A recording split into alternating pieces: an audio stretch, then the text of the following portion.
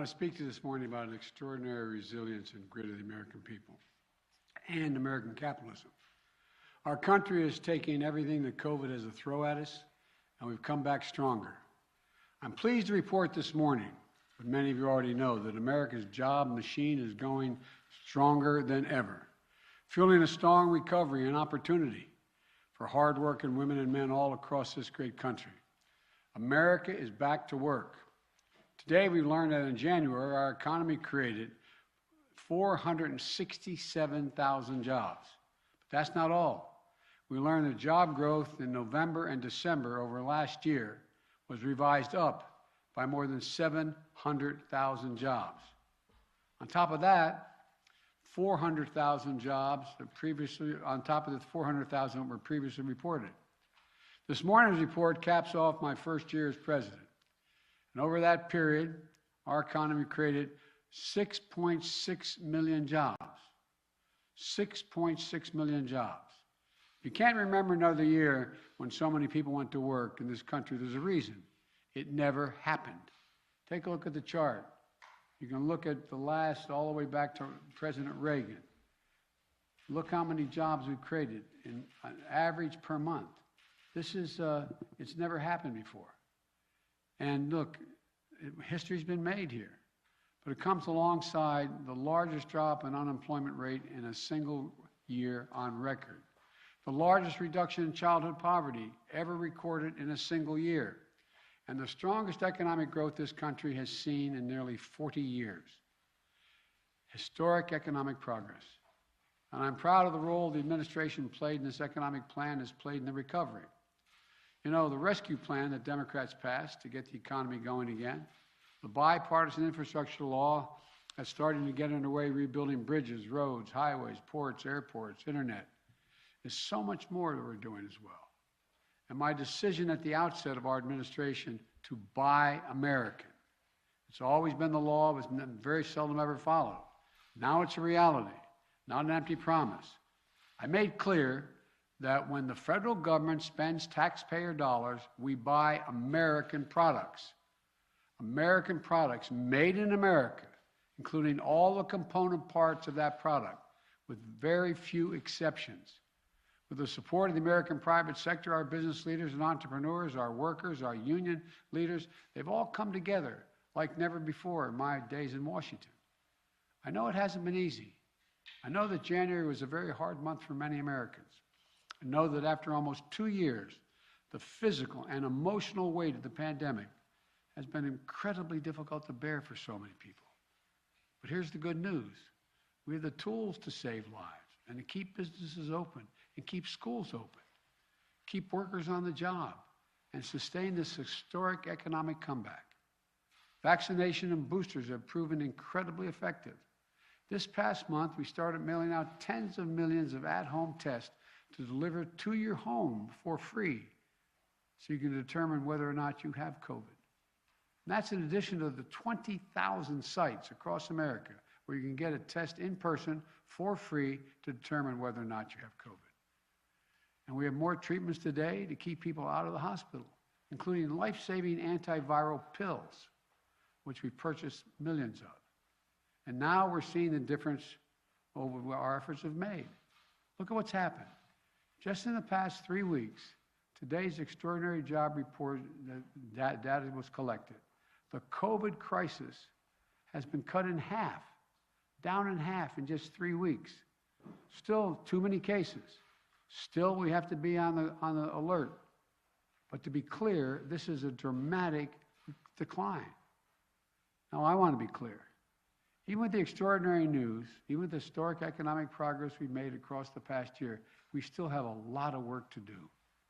Making sure every American has a job is a great start, but it's not the finish. For many Americans, wages are up this year. In January, wage increases were strong across the board, and that's good. We have to continue to keep wages growing, and we need even more high-paying jobs.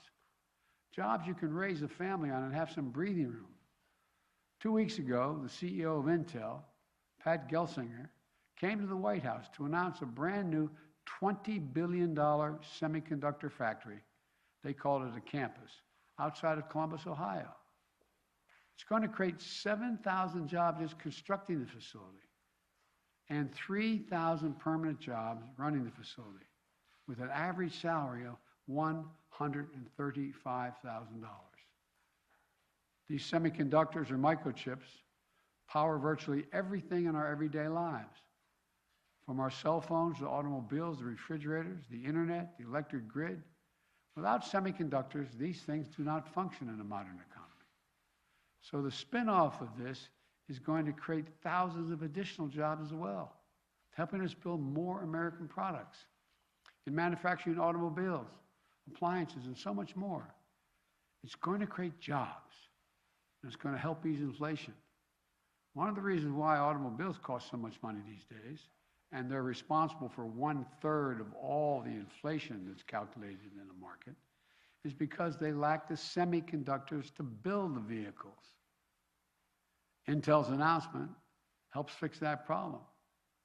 Last week, I called a meeting of CEOs from General Motors, Ford, Microsoft, and other major corporations in America.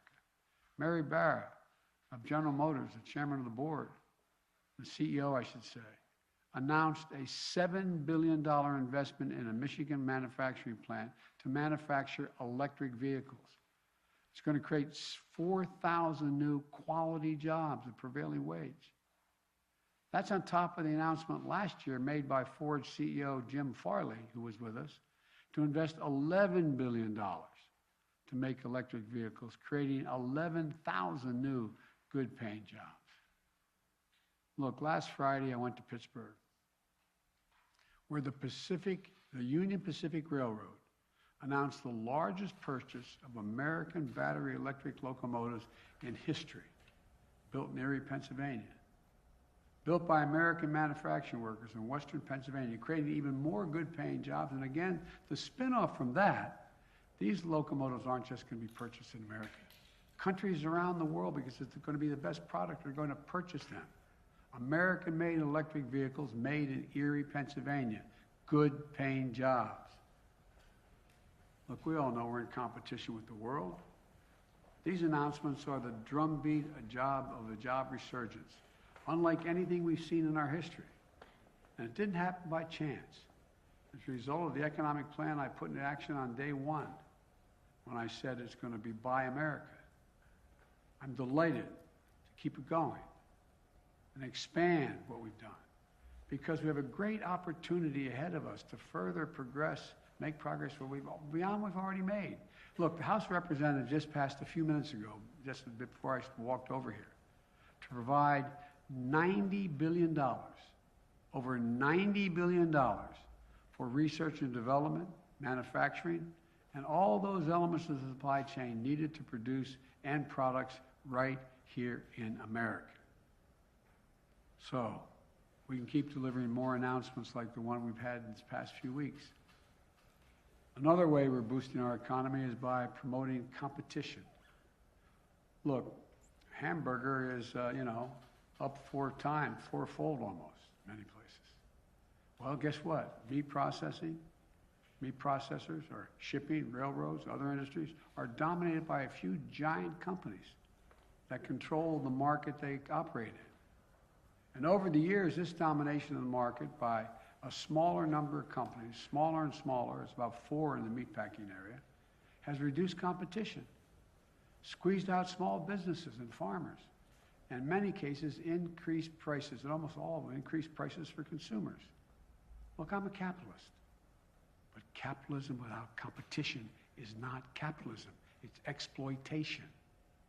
So I'm going to continue to do everything in my power to work with the Congress to make our capitalist system work better, to provide more competition and lower prices for American consumers. And they're still going to do well. But that isn't going to be enough. We still need to ease the burden on working families by making everyday things more affordable and accessible. Look, average people are getting clobbered by the cost of everything today. Gas prices at the pump are up. We're working to bring them down, but they're up. Food prices are up. Working to bring them down as well. Look, I grew up in a family where if the price for a gallon of gas at the pump went up significantly, it was felt. by the family. I get it. I understand. But these things are necessities, but that's not the totality of what family needs. They still have to pay for child care. They still have to pay for prescription drugs. They still have to pay for health care. There's more than one way to help a family when it comes to their standard of living. We're going to work to bring down the prices that are way up, but guess what? Guess what? We're going to keep strengthening the supply chain to bring down the cost of all these goods. But in the meantime, there's a lot we can do to give families a little extra breathing room. For example, child care. Families can spend $14,000 a year per child, and in some cases in this country, some cases less than $14,000 a year, for child care. Our plan cuts in half what most families are paying, helping their budgets, keeping millions of parents and especially women allowed to go back to work because they can get child care. Or the cost of prescription drugs, like insulin. Insulin costs about $10 to make. But for families who need the insulin, they're paying up to $650 a month on average in some places, and as high as $1,000 a month. Think about all those Americans out there with type 1 diabetes who need this insulin to stay alive and stay healthy. Or the 200,000 American children with type 1 diabetes. Think about being one of the parents without the insurance or the money to pay for that insulin. How do you look your child in the eye who needs an insulin? They have no idea how they're going to figure out how to pay for it. Think about what it does to them. Their self-esteem, their dignity, their ability to look their child in the eye. We cap the cost of insulin at $35 on our plan. $35 a month. The companies are still going to make a healthy profit. We can do that tomorrow with the stroke of a pen. But we have a generation of so-called, for example, sandwich generation. That is, you have a young child and an elderly parent, and both need help. And look, we can help them take care of mom and dad and make it work.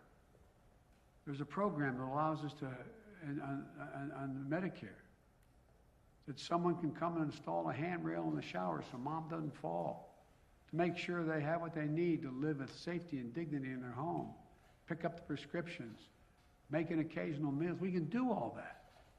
So when mom and dad put their head on a pillow at night, they can have peace of mind that their elderly parents are doing well and their children are okay. We're still going to work on gas prices. We're still going to work on the food prices. But in the meantime, we can deliver that peace of mind to the American people and give them a little breathing room. And by the way, the proposals that I have out there, nobody earning less than $400,000 a year would pay a single additional penny in taxes. Not a single penny. And a lot of companies I've spoken to are willing to pay a little more in their corporate taxes and their personal taxes to see that happen. You've heard me say it 100 times. You got 55 companies of the Fortune 500 companies that paid zero tax the last couple of years. And they made over $400 billion. Look, if we can do this without increasing the deficit, actually we reduced the deficit over $300 billion. And 17 Nobel laureates in economics came to me several months ago to say that this plan would not only not raise inflation, it would ease long-term inflationary pressures. Look, the bottom line is this. The United States is once again in a position to not only compete with the rest of the world, but out-compete the rest of the world once again.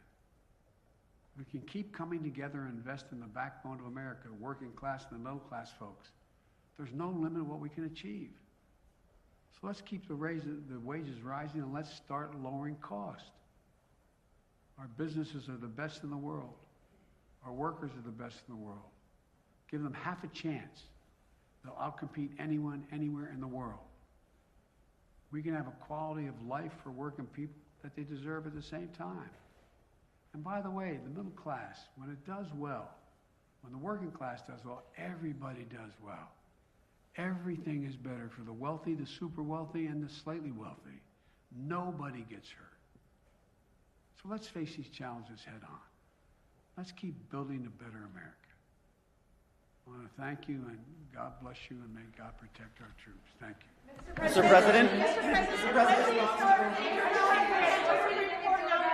gas prices. Your response to Putin and Xi, sir. Genocide against Uyghurs.